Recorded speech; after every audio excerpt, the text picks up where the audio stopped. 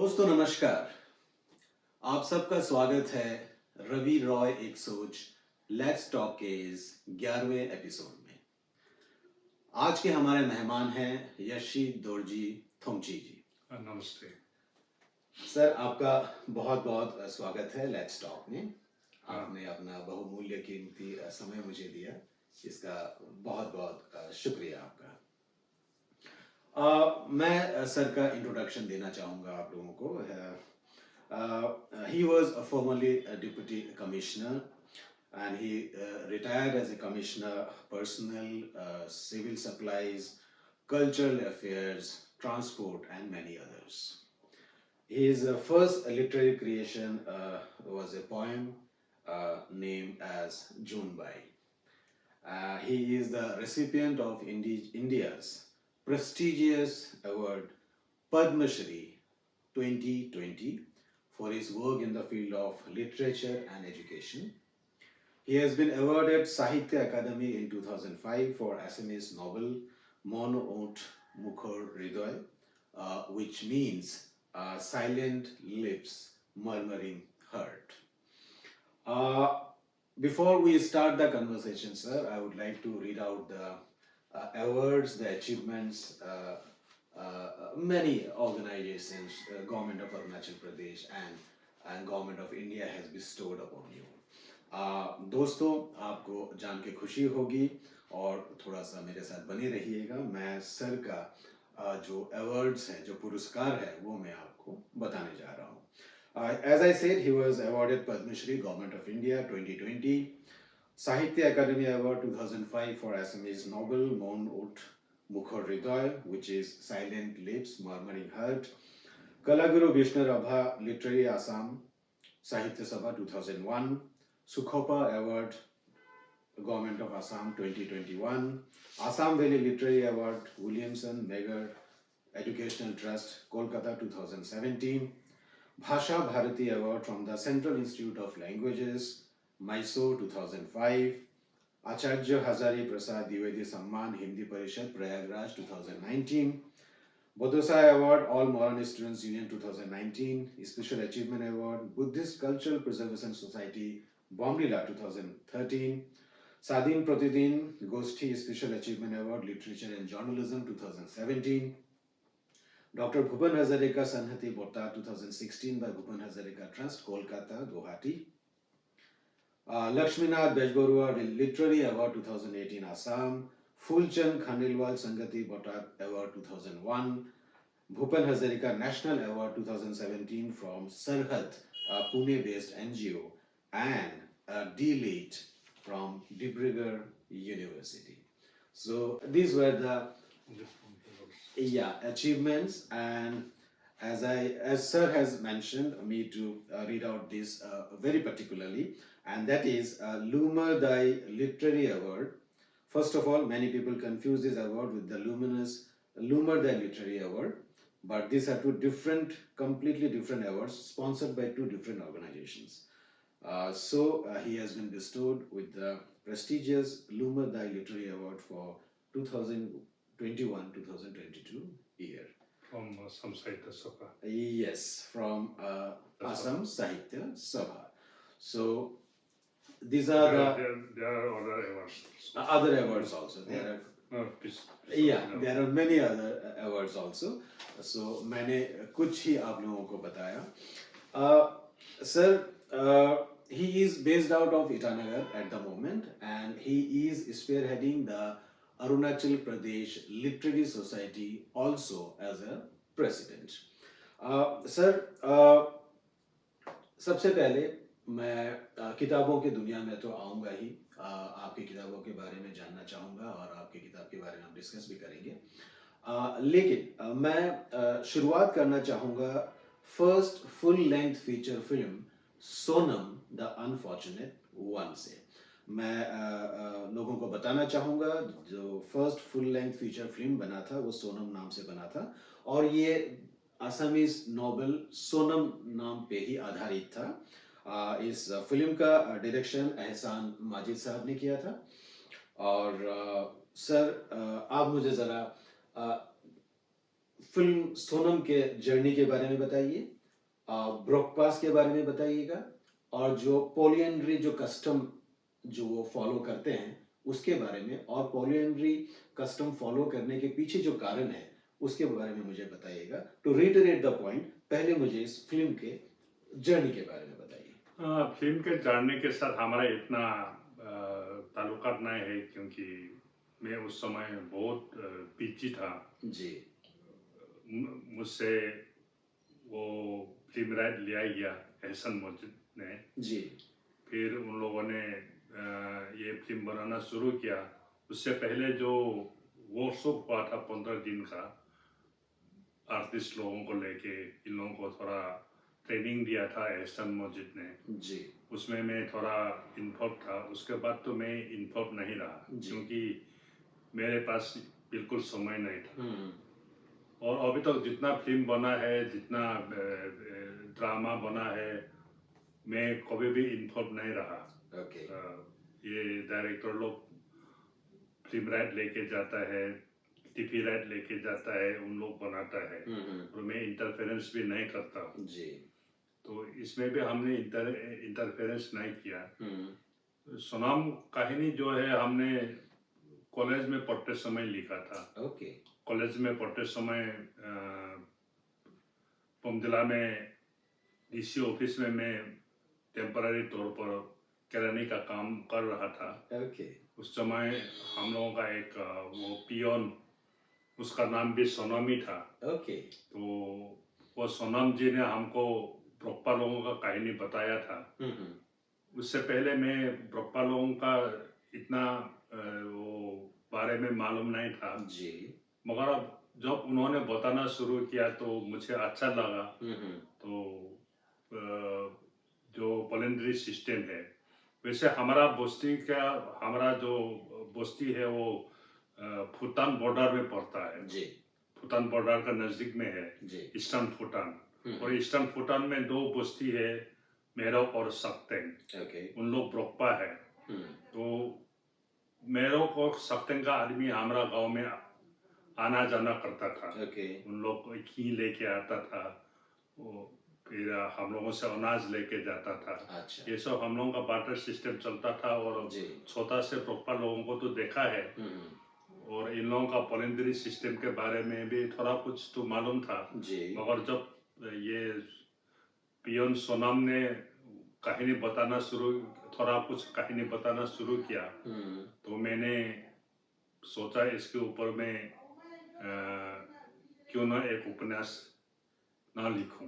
क्योंकि मुझे उपन्यास लिखने का काम सौंपा गया था होमेन बोरगोहाई जी ने। ओके असम का ये बहुत बड़ा राइटर, और ये उस समय नीलाचल नाम से एक पेपर था, ओके उसका वो एडिट करता था। एडिट करते तो थे। उन्होंने मुझे कहा था कि तुम उपन्यास लिख के लेके आओ पूजा यीशु के लिए। तो मेरा ऊपर में ये काम तो था ही, तो मैंने इसलिए ये उपन्यास लिख डाला।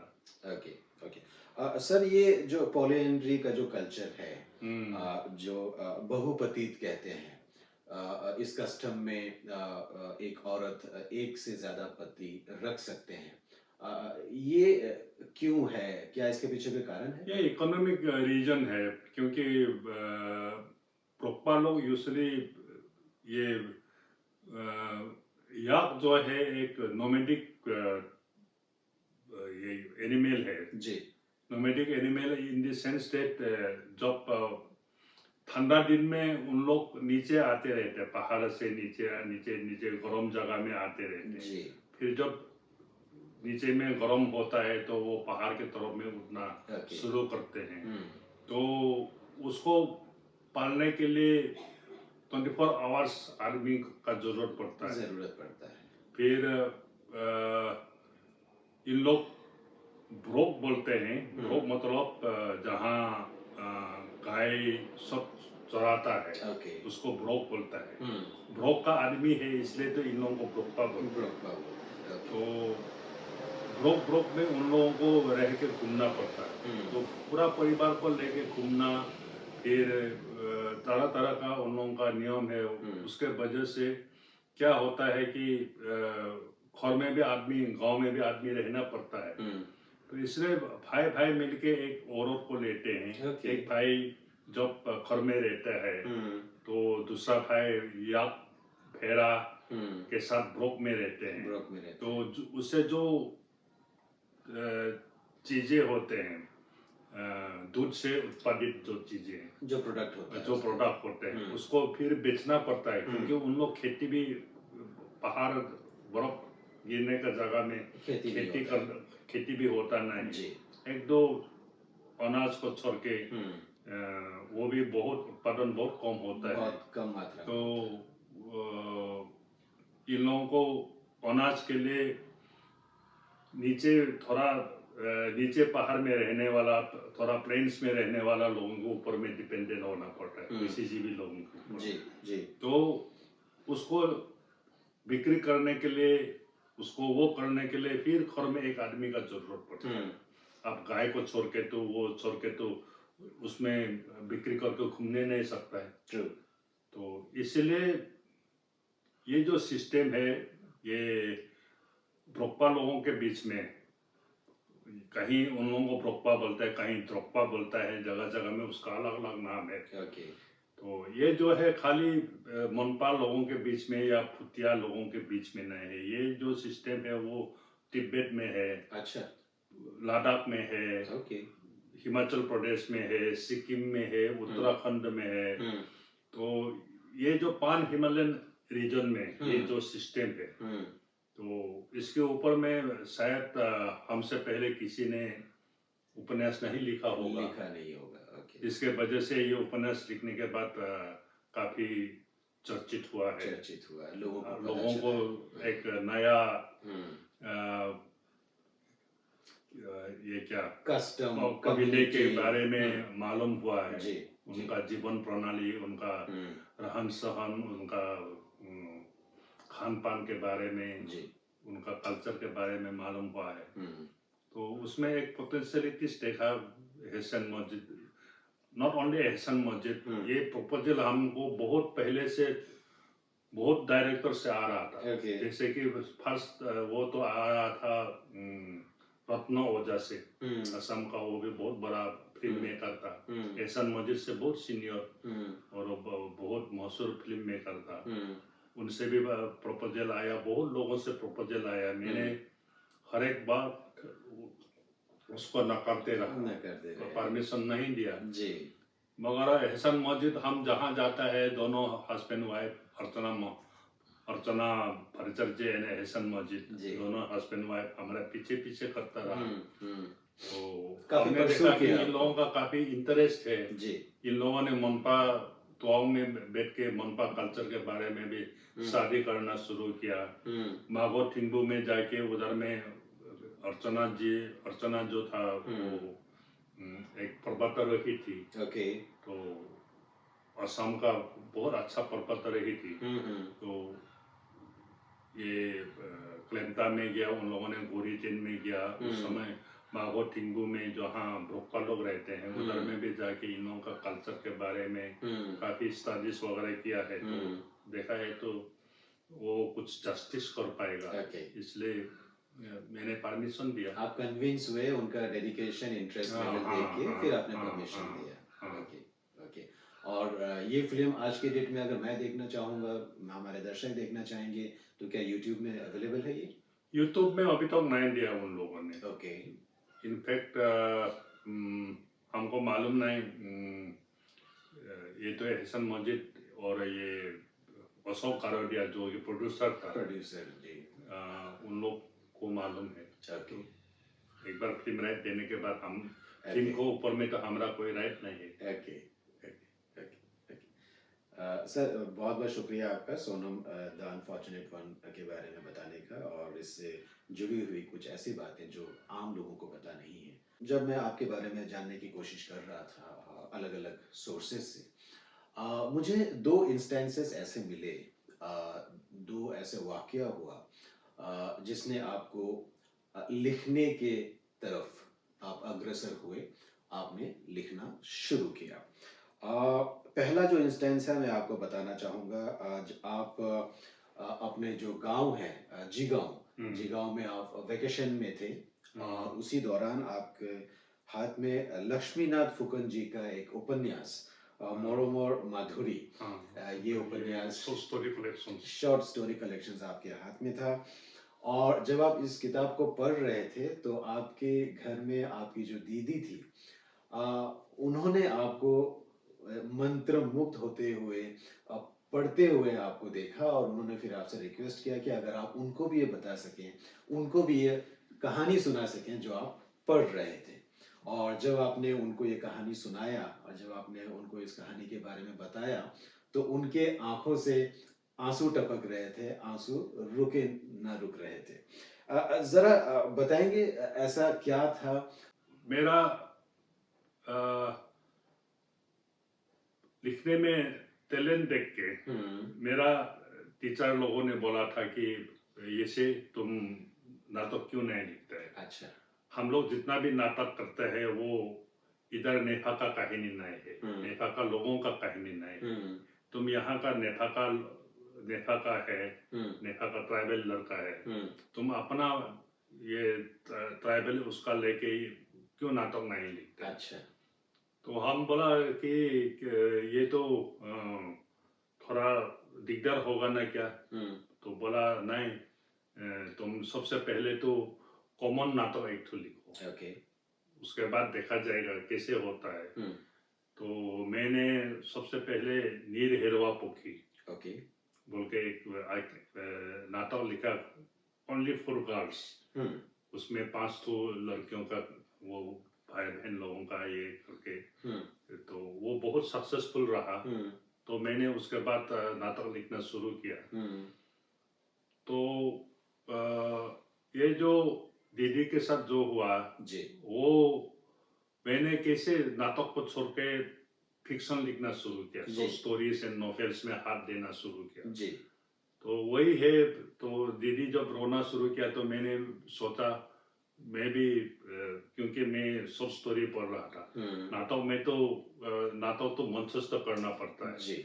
बहुत सा बात उसमें निर्भर करता है इम्पैक्ट होने में। दर्शकों को इम्पैक्ट करता है, उसमें रीडर्स को इम्पैक्ट नहीं करता है। और दर्शक को इम्पैक्ट करने के लिए आपका एक्टर, एक्ट्रेस, डायरेक्टर सबका कॉम्बिनेशन होता है जी। अगर जितना अच्छा नाटक होने से भी एक्टर अच्छा नहीं होगा, डायरेक्शन अच्छा नहीं होगा, प्रेजेंटेशन नहीं होगा, उसका इम्पैक्ट नहीं होता है। मगर फिक्शन में क्या है, नॉवेल्स एंड शॉर्ट स्टोरीज में क्या है कि डायरेक्ट रीडर, आप राइटर तो रीडर में जाता है, करेक्ट, डायरेक्ट ट्रांसफर होता है जी। तो इम्पैक्ट उसमें ज्यादा होता है माइंड में। तो मैंने सोचा कि जब लक्ष्मीनाथ को ये फुकन का ये शॉर्ट स्टोरी पढ़कर दीदी इतना रोना शुरू कर देता है तो मैं भी ऐसे कहानी लिखूंगा और दीदी को रुलाऊंगा। अच्छा, अच्छा, ओके। दीदी को रुलाऊंगा, लोगों को रुलाऊंगा। हाँ। तो मैंने ये सोच के मेरा सबसे पहले ये है शॉर्ट स्टोरी है दापोन, द मिरर। जी, जी। द मिरर, उसका भी टीवी सीरियल हुआ है। ओके।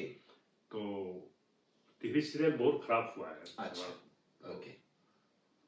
तो मैंने वो लिखा। तो सुना है वो पढ़ के भी लोगों को आंसू आया है।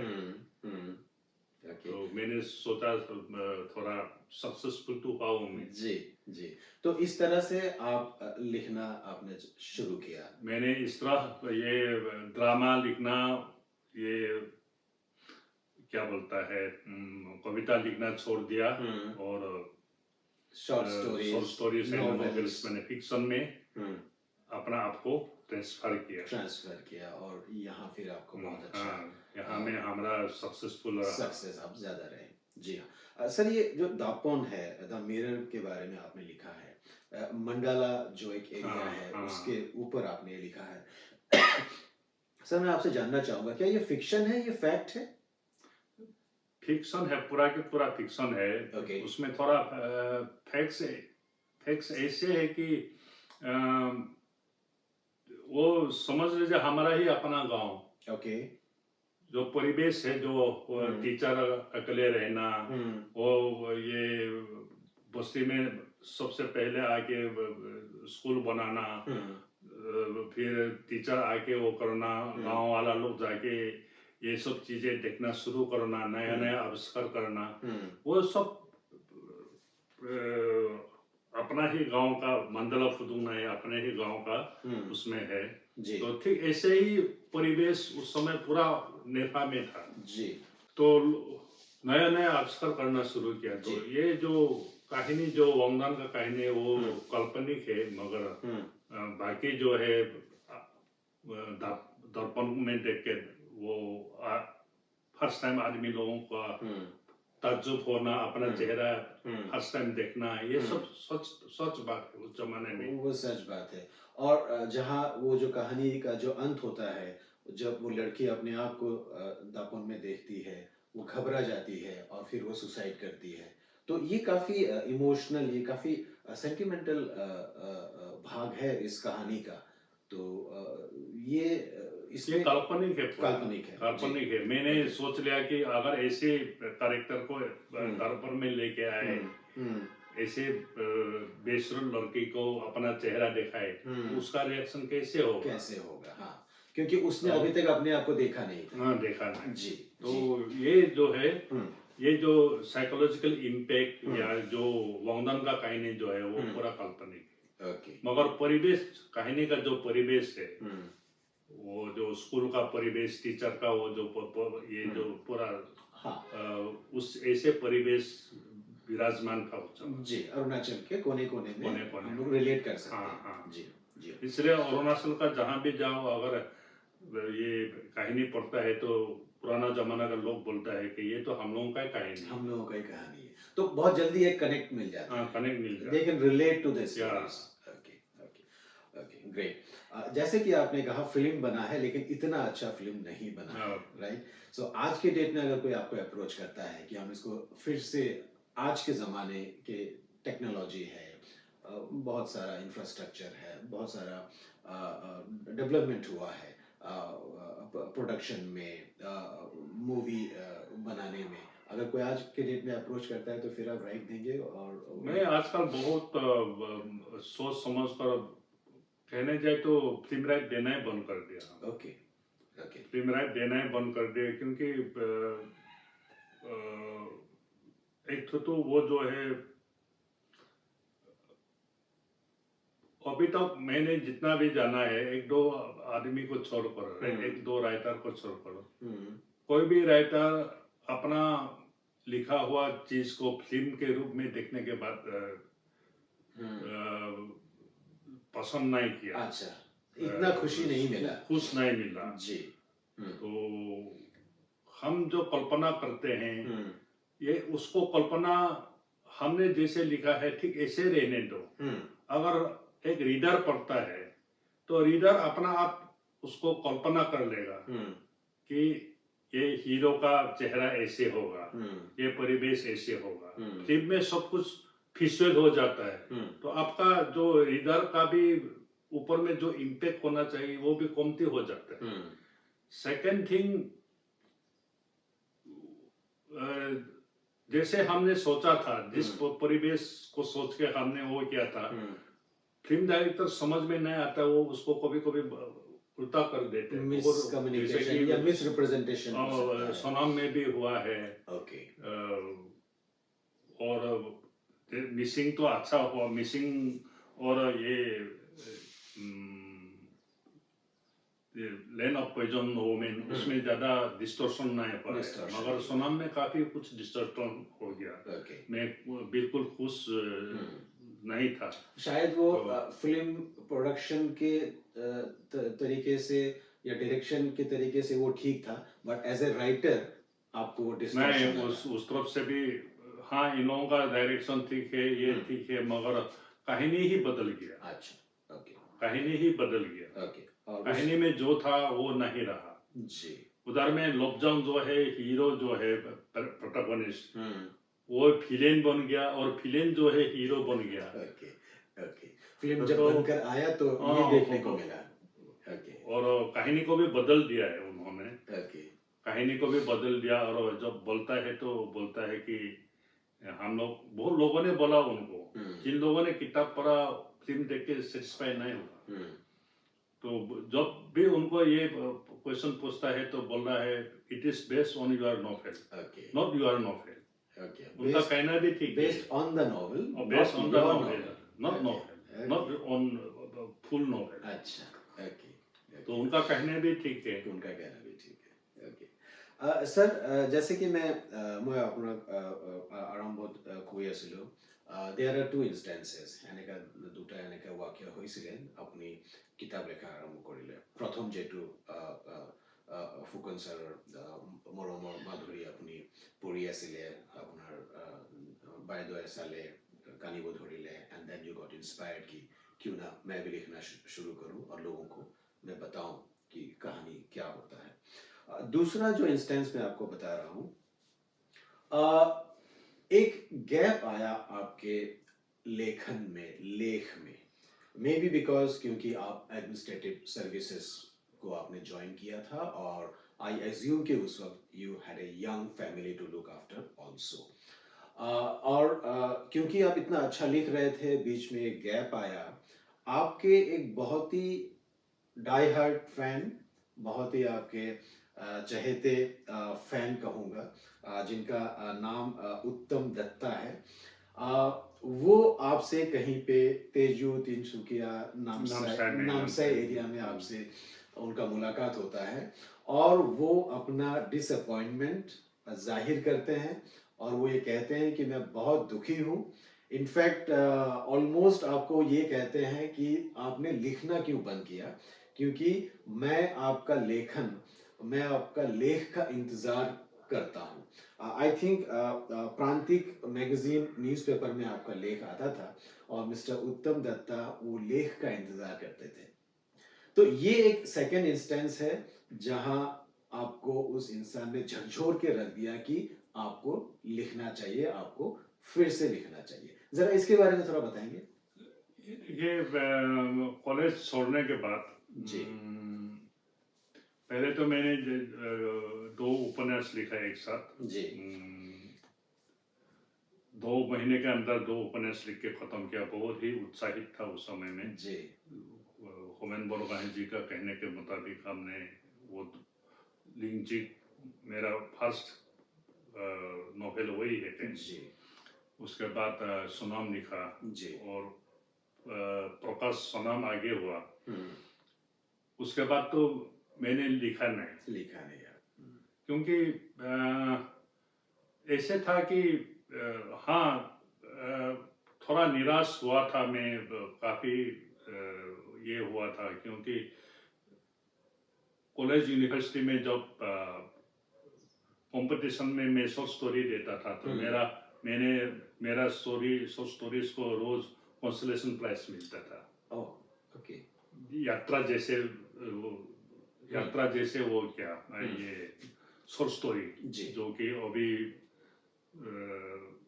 काफी ऑल इंडिया में तो काफी सहारा गया है, टेक्स्ट बुक्स, दूसरा स्टेट्स में टेक्स्ट बुक्स वगैरह में भी है। तो उसको भी फर्स्ट कंसोलेशन प्राइज मिला था। तो हमने सर को, जो जज था वो हमको खुद बोला कि तुम्हारा कंसोलेशन प्राइज दिस डे, वो बता दिया पहले। तो मैंने बताया सर मुख्य सदा कंसोलेशन प्राइज निदिले निदिबই লাগে নাই, তুমি নেফার নেফার সেইকাৰণে আমি দিওঁ। So as if they are doing a favor, as if they are doing it। আপোনালোকে কিবা মই তেতিয়া কলো আপোনালোকে দিলে মানে ভালদৰে দিব লাগে, নিদিলে মানে কনসোলেশন প্ৰাইজ কিয় দিয়ে মই নলওঁ। পাছত সেইটো সেকেন্ড প্ৰাইজ দিছে। আচ্ছা, সেকেন্ড প্ৰাইজ দিলে মানে যাত্ৰাটো, যিটো যাত্ৰা এটা वर्ल्ड फेमस হৈছে, খুব ভাল হৈছে। তো অসমৰ মানে শ্ৰেষ্ঠ গল্পবিলাকৰ ভিতৰত আকৌ এটা মানে শ্ৰেষ্ঠ গল্প বুলি পৰিগণিত হৈছে তো ঠিক তেনেকুৱা ধৰণৰ মানে ডিছক্ৰিমিনেশ্যন লক মানে মই আপুনি ফেচ কৰিবলৈ আৰম্ভ কৰিলোঁ তাৰপিছত তো কৰবাত কিবা হ'লে মানে নতুন নতুন ৰাইটাৰবিলাকৰ মাজত কিবা হ'লে মোৰ নাম ক'তো উল্লেখ নকৰে মোক ক'তো কিবা নামাতে মানে এনেকুৱা ধৰণৰ মানে তো তাৰপিছত মই মানে এইটো নিৰাশ হ'বলৈ আৰম্ভ কৰিলোঁ মই লিখা মেলা বাদ দিলোঁ ইণ্টাৰেষ্ট নাইকিয়া হৈ গ'ল ছাৰ্ভিচত সোমালোঁ অৰুণাচলত আহিলোঁ ছাৰ্ভিচত সোমাই ঘূৰি ফুৰিছোঁ ক'তো কিবা একো লিখা মেলা কৰা নাই বহুত বছৰলৈকে তাৰপিছত কলৰিয়াঙত থাকোঁতে ছুটীত আহিছিলোঁ এবাৰ 2 মাহৰ ছুটীত আহিছিলোঁ তেতিয়া প্ৰান্তিক আগতে ওলোৱা নাছিলে প্ৰান্তিকখন দেখিলোঁ পঢ়ি ভাল লাগিল তো ভাবিলোঁ মানে প্ৰান্তিকত কোনটো বছৰ হ'ব স্যাৰ এইটো 82 এনেকুৱা মানে এইটো আৰ্লি পাৰ্ট অফ 80s মানে আৰ্লি পাৰ্ট অফ 80s তেতিয়া মই কলৰিয়াঙত পোষ্টিং আছিলোঁ কলৰিয়াং আমি 8 দিন খোজকাঢ়ি যাব লাগে তেতিয়া তো তাৰপিছত মই এইটো প্ৰান্তিকত মানে গল্প লিখিবলৈ মন গ'ল তাৰপিছত মই স্মক ছিগনেল লিখিলোঁ তাৰপিছত তেনেকুৱা কৰি 2-এটা গল্প লিখিলোঁ কলৰিয়াঙত থাকোঁতে মানে পঠালোঁ গল্প লিখি পঠালোঁ মোৰ আশা নাছিলে যে এইটো আকৌ মানে প্ৰকাশ হ'ব কাৰণ মই মানে তেতিয়ালৈকে মানে প্ৰায় এৰিয়ে দিছোঁ আৰু মানে তাৰপিছত দেখিলোঁ প্ৰান্তিকত প্ৰকাশ হৈছে আৰু অকল প্ৰকাশ হোৱাই নহয় তেওঁলোকে মোক টকাও পঠাইছে মনি অৰ্ডাৰ কৰি এদিন পালোঁ টকা পালোঁ চিঠিও আহিলে উৎসাহিত হ'ল লেটাৰ অফ এপ্ৰিচিয়েশ্যন তেনেকুৱা কৰি 2-এটা গল্প মই লিখিলোঁ তাৰপিছত ভৱেন শইকীয়া ছাৰে ক'লে মানে তুমি উপন্যাস এখন লিখি দিয়া তো উপন্যাসখন লিখি মন মুখৰ হৃদয় উপন্যাসখন লিখি অফিচত কৈ দিবলৈ যাওঁতে মোক আকৌ অপমান কৰিলে তাত থকা মানুহজনে তাৰপিছত মই মানে লৈ আহিছিলোঁ ভৱেন শইকীয়া ছাৰ নাছিলে যিজন মানুহ আছিলে তাতে মানে বেলেগ মানুহ এজন সেইজনে মানে ইতিমধ্যে মই এডিশ্যনেল ডেপুটি কমিশ্যনাৰ আছিলোঁ চেকপাত লৈ গৈ মানে ভৱেন শইকীয়া ছাৰক লগ পাম বুলি গৈছিলোঁ ভৱেন শইকীয়া ছাৰক লগ পোৱা নাই তাৰপিছত মানে কওঁতে মানে ক'লে তোমাৰ নিচিনা লিখকটো ইয়াত বহুত আহি থাকে মানে বহিবলৈও কোৱা নাই ভালদৰে কথাও কোৱা নাই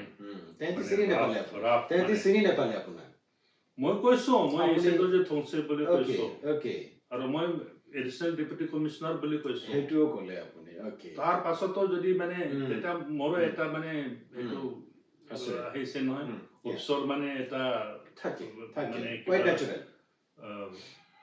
অৰুণাচলৰ চবে য'তে যায় সন্মান কৰে কিবা কৰে তাত মানে এনেকুৱা অপমান তো তাৰপিছত মই হেৰি মানে আহিছিলোঁ মই মেনুস্ক্ৰিপ্টটো লৈ তেতিয়া মানে মানুহজনে আহি হাতৰ পৰা টানি লৈ গ'ল তো পাছত মানে যিজনে ক'লে মানে এইটো প্ৰকাশেই নহ'ব ছাৰে মানে ছাৰৰ নাম লৈ তুমি মিছা কথা কৈছে হেন কৈছিলে নক'বলগীয়া কথাবিলাক কৈছিলে আৰু তো দেখিলোঁ মানে তো তাৰ মানে মই দি অহাৰ মানে মই এই প্ৰথম সপ্তাহত দিছোঁ 15 তাৰিখৰ পৰা যিটো সংখ্যা ওলায় তাতে মানে মন মুখৰ হৃদয় ওলাবলৈ আৰম্ভ কিন্তু মই কচম খালোঁ মই আৰু নিলিখোঁ তাৰপিছত আৰু বহুত বছৰ লিখা নাই বহুত বছৰৰ পাছত তাৰপিছত গল্পও লিখিবলৈ বাদ দিলোঁ মুঠতে একোৱে লিখা নাই কৰি 12-13 বছৰ এনেকুৱা কৰি চলাৰ পাছত এই ঘটনা তাৰপিছত মানে আকৌ লিখিবলৈ আৰম্ভ কৰিলোঁ তো এতিয়া মই অনুভৱ কৰোঁ মানে মোৰ সেই ডিচিশ্যনবিলাক মানে যিটো নিৰাশ হৈছিলে কিবা হৈছিলে তেনে ইমান নিৰাশ নহ'লেই ভাল আছিল নেকি So this moment was very extraordinarily মানে উত্তম দত্ত gentleman যেটি আপোনাক ক'লে যে আপোনাক লিখিব লাগে I think this is the second instance আপুনি আকৌ লেখা আৰম্ভ কৰিলে and till date you are active and you are writing. So दोस्तों मैं यशी दुर्जित होमची जी से बात कर रहा हूँ और जैसे कि आप देख रहे हैं उनके किताबों के बारे में हम बात कर रहे हैं उनके शॉर्ट स्टोरी कलेक्शंस मैं थोड़ा सा आप लोगों को पढ़ के सुनाना चाहूँगा जो किताबें उन्होंने लिखी है पापोर पुखुरी 2000 में उन्होंने लिखा है बाँ फुलोर गंध 2005 अन्य এখন प्रतियोगिता 2009 ধাৰ আৰু অনন্য গল্প 2021 আৰু পাপৰ পুখুৰী যেটো শৰ্ট ষ্টৰী কালেকশনস আছিলে তাত আপুনি চাব he has written 16 another short stories and they are known as guard এজনী শরণার্থী বুঢ়ীৰ অন্তিম ইচ্ছা the last wish of a refugee old lady smoke signal यात्रा বিপদৰ তিন পক্ষ ইয়াত সীমা নাছিল আপেল বুঢ়া দেন এলাগী তেজপাত শিকাৰ এখন অদৃশ্য জগতলৈ টুৱাৰ্ডছ এন ইনভিজিবল ৱৰ্ল্ড কোনো খেদ নাই নো ৰিগ্ৰেটছ হিলত গজা বেগনিয়াৰ সৈতে with the begonias sprouted on stones सेवा पुरस्कार prize for service Dapon the mirror जिसके बारे में हम बात कर ही रहे थे एंड रोंगा coat the red coat so sir इमान भाल किताब इमान दुनिया सब्जेक्ट होता अपनी किताब लिखी से and you have chosen Assamese as a medium of language. Our foundation was in Assamese. Okay. And in those days, the students who were the first educated lot who had seen the doors of the school, they were taught in Assamese. Okay. And they have, under the motivation given, inspiration given by their teachers, they have started writing in Assamese only. Nobody wrote in Hindi or in English. It cannot be think of at that time. Okay. Tagang Tagi, the first writer of Arunachal Pradesh. Okay. Lumer Dai, Jinnorbo, Samaru Losong, Malayang Parme. There are many people who started writing in Assamese. Assamese. Okay. And these writings were published in different magazines of Assam.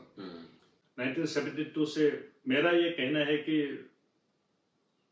अगर मैं भी आज का वो generation का होता तो मैं भी शायद इंग्लिश में लिखता या हिंदी में लिखते हैं मगर उस जमाने में हम लोगों का जमाने में सब लोग असमीज में लिखा था असमीज के अलावा कुछ तो नहीं था जी जब असमीज ये मीडियम ऑफ इंस्ट्रक्शन को बैन करके इंग्लिश मीडियम शुरुआत किया तब से अरुणाचल में साहित्य का क्षेत्र एक फेकम हो गया एक ठहराव आ गया फेकम हो गया क्रिएट हुआ क्योंकि जो लोग असमीज में लिख रहा था उन लोग ने भी लिखना पूरा बंद कर दिया लुमेदाई ने भी लिखना बंद कर दिया जो कि इतना फेमस आदमी था जी जी जाना माना साहित्यकार था उस साहित्यकार थे जी असम का जी तो उन्होंने भी लिखना बंद कर दिया ये आपका तागंग तागी लोगों ने सब ने लिखना बंद कर दिया जो कि बहुत नुकसान हुआ जी तो मैं ही एक ऐसे था कि मैंने भी बीच में एक दो लिखा जी मेरा भी वो एक तरह का मेरा निराश होना का भी बात यही है जी एक तरफ में तो मैं मेरा साहित्य क्षेत्र में कुछ नहीं हो रहा था ट्रू तो हमको साहित्यकारी नहीं मानता था तो इसलिए और साहित्य क्षेत्र से मैं बहुत दूर चले गए थे फिर साहित्य क्षेत्र से अरुणाचल में तो नेपाल में तो कोई साहित्य के बारे में बोलने वाला किताब पढ़ने वाला नहीं था जी तो पूरा गैप हो गया ये गैप ये अ, अ, अभी तक थोड़ा कुछ रहा, क्योंकि जब पूरा गैप हो गया तो हम लोगों का अरुणाचल प्रदेश लिटरेरी सोसाइटी मैंने इसलिए गठन किया कि फिर एक एटमॉस्फेयर शुरू करना चाहिए, एटमॉस्फेयर बनाया जाए, एक माहौल बनाया जाए। जी हाँ, मैं दोष नहीं देता, मगर ये है कि अरुणाचल का लोग इंग्लिश मीडियम में पढ़ते हुए भी, हिंदी को अच्छा से जानते हुए भी लिखने के लिए साहस नहीं कर पा रहा। इंस्पिरेशन देने के लिए कोई नहीं था, क्योंकि प्लेटफॉर्म नहीं था। पुराना जमाने में हम लोग का सार लोग जो हम लोग को इंस्पिरेशन देता था, स्कूल का हम लोग का सार लोग, फिर असम का जो बड़ा बड़ा साहित्यकार, जैसे मैंने इनका नाम लिया, होमेन बोरगोहाई का नाम लिया, ज्योतिर्नाथ गोस्वामी था एक हमको ये देने वाला, फिर आपका फमेंद्रनाथ सोइकिया, चंद्र प्रसाद सोइकिया, फिर ऐसे करके इन लोगों ने बहुत इंस्पिरेशन हमको देता था, मोटिवेट करता था। प्रणब ज्योति टेकर जो इस पर साहित्य अकेडमी अवार्ड मिला, उन लोग हमको ये दिया था। तो जैसे डोमेर डाय को फमेंद्रनाथ सोइकिया, जैसे तागंग तागी को अजित शर्मा लोगों ने जैसे वो किया था, ठीक ऐसे आदमी भी नहीं रहा। हिंदी वाला मैं दोष नहीं देता, मगर हिंदी वाला असम के आदमी के साथ अरुणाचल का आदमी का जितना क्लोजनेस होता है, हिंदी वाला के साथ नहीं हो पाता है। कोई बंगाली वाला के साथ नहीं हो पाता है। इंग्लिश वाला का बात तो छोड़ ही दीजिए। तो इसलिए कोई भी यंग जनरेशन को इंस्पायर करने वाला, प्रोत्साहन देने वाला कोई नहीं था। इसलिए यंग जनरेशन भी दिल में चाहते हुए भी नहीं लिख पा रहा। इन लोगों को मार्ग दर्शन देने वाला कोई नहीं था। तो हम लोगों ने अरुणाचल प्रदेश लिटरेरी सोसाइटी बनाकर मोटिवेट करना शुरू किया, एटमॉस्फेयर बनाना शुरू किया। तो ऐसे करके करके हम लोगों के साथ अरुणाचल प्रदेश लिटरेरी सोसाइटी के साथ जुड़ाव हुआ। उन लोगों को हम लोग विशेषकर हम गाइडेंस देना शुरू किया, वो करना शुरू किया। तो तब से शुरुआत होते होते आज ऐसे एक माहौल हो गया, हम लोगों के पास नया लेखक का कोई कमी नहीं। अच्छा, इनफैक्ट और ये क्वालिटी भी बहुत ही अच्छा हो रहा है। ओके, इनफैक्ट एक सवाल मेरा ये भी था, लेजेंडरी राइटर्स में आप गिने जाते हैं, और अरुणाचल कॉन्टेक्स्ट में अगर मैं बहुत सारे राइटर्स का नाम आपने लिया, बहुत सारे राइटर्स हैं भी, थे भी। अगर मैं लूमर दाई जी के बारे में बताऊं, फिर आप तो है ही, जो आप लिख ही रहे हैं, and we have Mamang Dai ma'am also and many other writers. So मैं ये पूछना चाह रहा था कि हु इज नेक्स्ट, आप लोगों के बाद हु इज नेक्स्ट? क्या किसी को आप देख रहे हैं आपके इर्द गिर्द, आपके चारों, जो आप लोगों जैसा निकल के आए? अरे अभी तो बहुत टैलेंटेड राइटर्स है, अभी तो बहुत निकल के आया है जी। अभी जैसे कि मैं कुछ लोगों का नाम लूं, अभी सुबिताबा। सुबिताबा इंटर्न, ये पेंगुइन उसको एडॉप्ट कर लिया, उसका वो किताबें निकल रहा है। मामांग दाई तो खैर हम लोग वेटरन में पड़ गया जी। फिर तारो सिंधिक, जमुना मिनी, नेशनल लेवल में उन लोग अभी चर्चित नाम है। उन्होंने अपना छाप ऑलरेडी छोड़ा है। ये आपका युमलाम ताना है, और जो यंग निकल रहा है, एकदम बहुत ही टैलेंटेड निकल रहा है। उन लोग को छाप छोड़ना शुरू करेगा, टाइम लगता है। टाइम लगता है, लॉन्ग टाइम प्रोसेस है, टाइम लगता है। तो अभी तो बहुत ही आशाजनक सिचुएशन में आ गए। आशा की किरण आपको दिखाई देती है। मैं बहुत खुश हूँ। आप बहुत खुश हैं।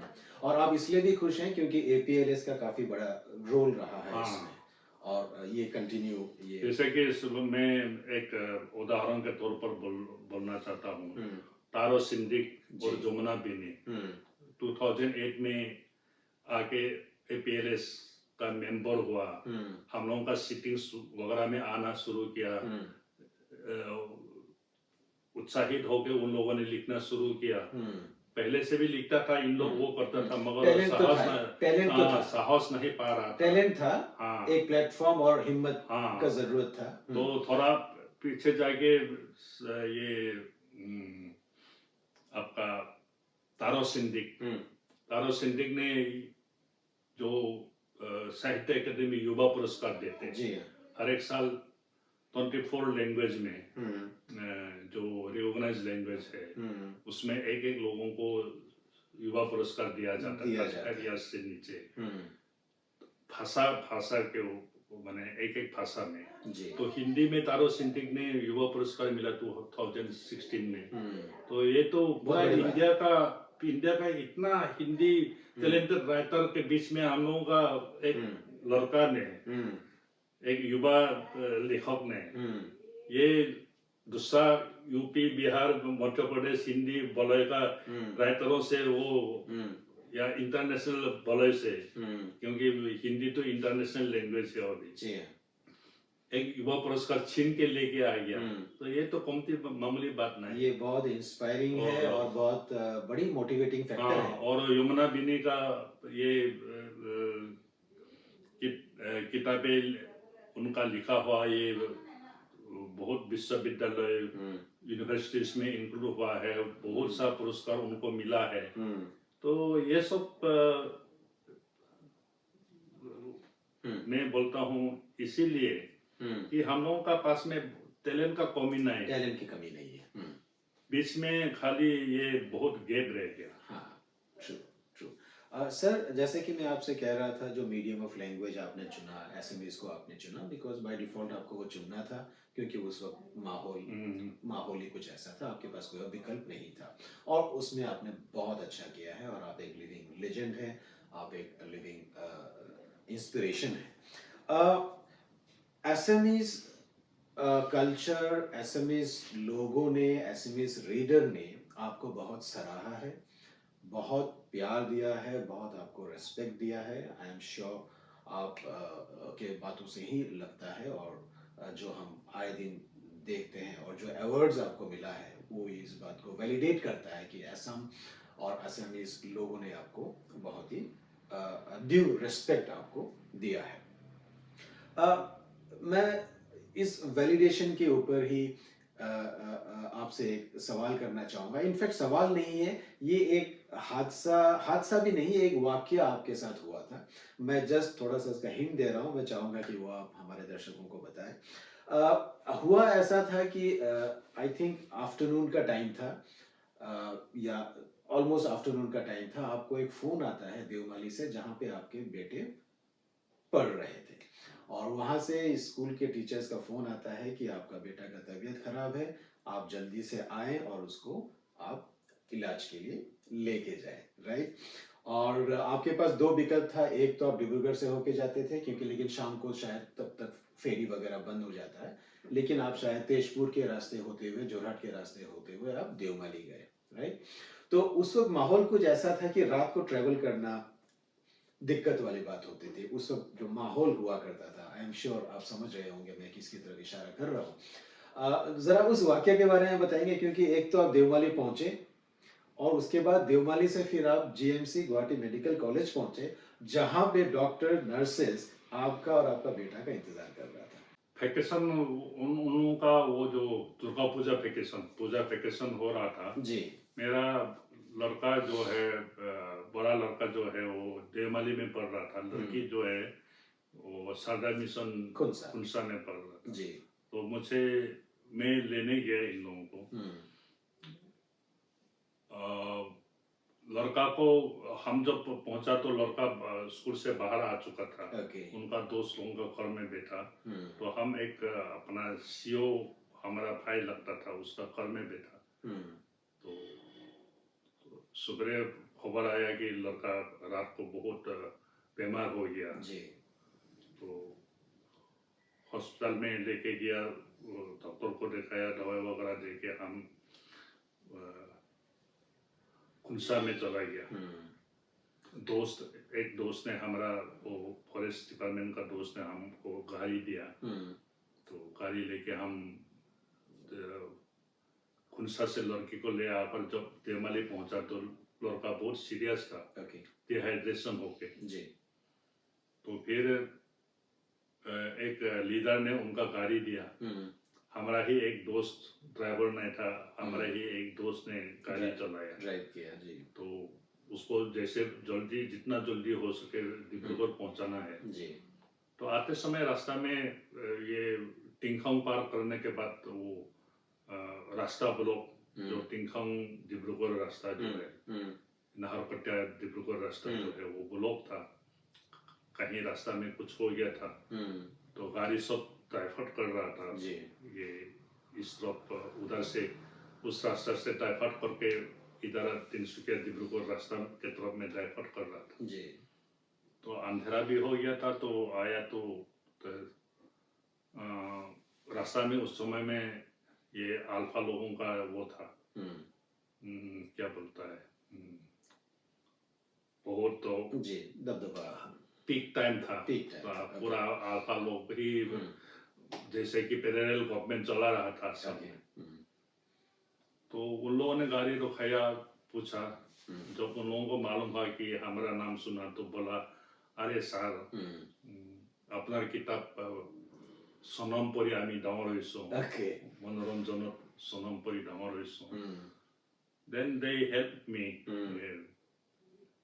not as a distinct, but they were as a my reader, fan. ऐसे करके उन लोगों ने ये डिब्रूगढ़ में बोला, ऐसे फलाना जगह में लेके जाओ, फलाना डॉक्टर रहेगा, तो उधर में लेके जाओ। तो ठीक उसी तरह हम लोग भी गया, जो एड्रेस दिया था गया, तो इंतजार में था जी। हॉस्पिटल भी ठीक ठाक करके रखा था, यही सब जी जी। वही ऐसे करके मदद मिला, और बिकॉज लोग पुलिस मदद करता, जब हमारा नाम सुनता है तो पुलिस भी मदद के लिए आ जाता था, जर्नलिस्ट लोग भी मदद के लिए आ जाता था, गांव वाला लोग। इसलिए मैं आस-पास के लोगों को, हमारा लोगों को बोलता था, मिनिस्टर लोगों को भी बोलता था, असम में अगर कुछ हो जाएगा तो आप लोगों को पानी देने के लिए भी कोई ना है, हमको तो चिंता नहीं है, हम जहाँ भी खुश हो हमको खाना खिलाएगा, सोने के लिए जगह देगा, ऐसे करके हम लोग मजाक करते थे। Right right. बहुत खुशी की बात होगी, बहुत गर्व की बात होगी कि आपका किताब पढ़ के लोग बड़े हुए हैं। कुछ लोग अलग रास्ते चले गए, कुछ लोग अलग रास्ते चले गए, लेकिन जो राइटर्स का जो काम होता है, कनेक्ट करने का जो काम होता है, वो आपने बखूबी किया। और एसएमएस कल्चर, एसएमएस लोगों के साथ जो आपका कनेक्ट है, वो मेरा दूसरा सवाल है। असम साहित्य सभा का प्रेसिडेंटशिप का जो एक वाकया हुआ था, जहाँ पे शायद आपने भी अपना नॉमिनेशन दिया था, या आपको किसी ने कहा था कि आपको भी प्रेसिडेंटशिप के लिए नॉमिनेशन देना चाहिए। जहाँ मैं वैलिडेशन फ्रॉम आसाम पीपल की बात कर रहा हूँ, जो प्यार मोहब्बत की बात कर रहा हूँ, आसाम लोगों ने आपको दिया है। जब आप इस इलेक्शन पे उतरे तो दो ऐसे सज्जन थे जिनका मैं नाम लेना चाहूँगा, आबिद आज़ाद और सोफियूज जमान। ये दोनों ऐसे जेंटलमैन थे जिन्होंने आसाम अरुणाचल सद्भाव राइट शुरू किया था आपके फेवर में, कि आपको लोग वोट करें और आसाम साहित्य सभा का प्रेसिडेंटशिप आपको प्रेसिडेंट बनाए। तो ये बहुत बड़ी बात है, मतलब आपके लिए कोई एक सद्भाव राइट शुरू हो रहा है आपके कैंडिडेचर के फेवर में। इसके बारे में कुछ बताना चाहेंगे आप? मैं उन लोगों को धन्यवाद देना चाहता हूँ जी इसके लिए जी। तो उस समय में धन्यवाद देने का समय नहीं मिला जी जी। और भी धन्यवाद देना चाहता हूँ। जरूर जरूर। जैसे कि दोस्तों मैं बता रहा था, जो एक राइटर होता है वो कनेक्ट करता है across the region, across the boundary. एक राइटर हमें इंस्पायर करता है और सबसे बड़ी बात वो हमें एंटरटेन भी करता है। एक राइटर पब्लिक ओपिनियन को शेप करता है सर, और एक राइटर चेंज भी लाता है, एक रिफॉर्म भी लाने का काम करता है, और वो अपने आप को एक्सप्रेस करते हैं, और कहीं ना कहीं हम रीडर्स को परसूड करते हैं कि हमें किताब पढ़ने चाहिए, हमें शॉर्ट स्टोरीज पढ़ने चाहिए, हमें अपने आप को किताब से किताब के आसपास रखना चाहिए। Sir, I am almost done. मैं आपको बधाई देना चाहूँगा, जो अचीवमेंट आपने हासिल किया है अपने लेख के द्वारा, और जो अवार्ड्स आपको दिया गया है, ये एक बहुत ही बड़ी बात है, बहुत ही इंस्पायरिंग है। आपने मुझे अपना बेशकीमती समय दिया, इसका बहुत बहुत शुक्रिया जी, थैंक यू। दोस्तों, आप थे यशी दोरजी थोमची जी, पद्मश्री और साहित्य अकादमी विनर, और बहुत सारे ऐसे अवार्ड्स जो भारत सरकार ने, आसाम सरकार ने, गवर्नमेंट ऑफ अरुणाचल प्रदेश ने उनको दिया है, उनके काम को सराहा है। तो आज के लिए इतना ही, और मैं ये उम्मीद के साथ आज का ये कन्वर्सेशन, इंटरव्यू यहीं ख़त्म करता हूँ कि हम अगली बार मिलेंगे सर, जहाँ पे मैं सर एक या दो आपके किताब, टॉप 1, टॉप 2, टॉप 3 किताब को लेके हम लोग डिस्कस करना चाहेंगे, लोगों को बताना चाहेंगे। ठीक, thank you so much sir.